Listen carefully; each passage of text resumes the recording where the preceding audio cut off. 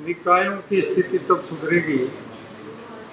जब उस निकाय में रहवास करने वाले हर नागरिक इस बारे में चिंता करना कि उनका शहर कैसे स्वच्छ हो, कैसे ड्रेनेज और सीवेज की व्यवस्था सुव्यवस्थित हो और कैसे शहर में सही तरीके से विकास किया। और जब ये सकारात्मक सोच उस शहर की परिधि में रहने वाले हर नागरिक के मन में उत्पन्न हो,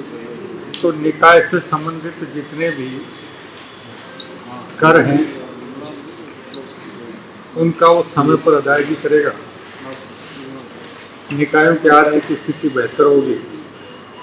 तो सारी समस्याओं का समाधान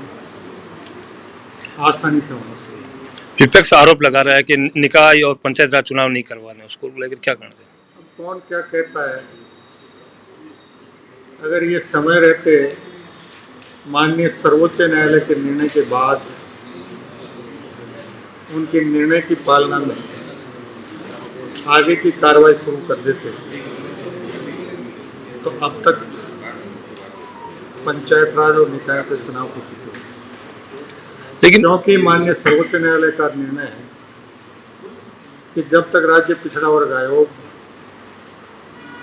ट्रिपल टेस्ट के आधार पर पिछड़े वर्ग के सही आंकड़े एकत्रित कर राज्य सरकार को सुपुर्द नहीं कर पा रहा और राज्य सरकार उनकी समीक्षा कर आंकड़ों के आधार पर पिछड़ा वर्ग आयोग को राजनीतिक आरक्षण देने का फार्मूला तय नहीं करती, तब तक पिछड़ा वर्ग को पंचायत राज और निकाय चुनाव में आरक्षण नहीं दिया जा सकता। लेकिन पिछले कई वर्षों से जो है निकाय की हालत खराब होने के शहरों का विकास नहीं हो पा रहा है, सड़कें टूटी पड़ी है, नालियां सारी, ड्रेनेज सिस्टम पूरा बिखरा हुआ है। निकायों के आय के जितने साधन थे, जितनी उनके पास संपत्तियां थी, उनको उन्होंने अपने कालखंड 18 से 23 में औने पौने दामों में खुर्द-बुर्द कर दिया, तो निकायों की आर्थिक स्थिति बद से बदतर होती चली गई। और उसके बाद जिस निकाय का बजट 1 रुपये का था, वहाँ 8-8, 10-10 रुपये तक के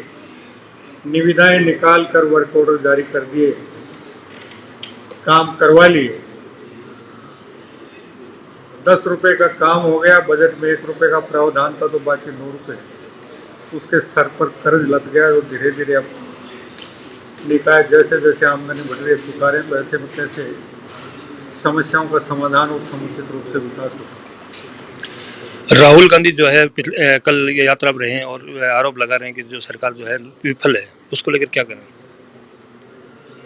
प्रतिपक्ष का काम है अपने पक्ष में माहौल तैयार करने के लिए सत्ता पक्ष पर हर तरह के सच्चे झूठे आरोप लगाना, क्योंकि अब वो समय तो है नहीं जब राजनीति में सुचिता हो। वर्तमान दौर की राजनीति में भारत का प्रतिपक्ष इस देश को विकसित होते हुए, इस प्रदेश को विकसित होते हुए नहीं देखना चाहता, इसलिए वो अनर्गल प्रलाप निश्चित रूप से करेगा।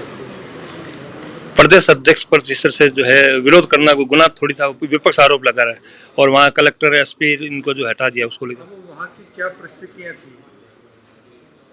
निश्चित रूप से जब प्रदेश अध्यक्ष का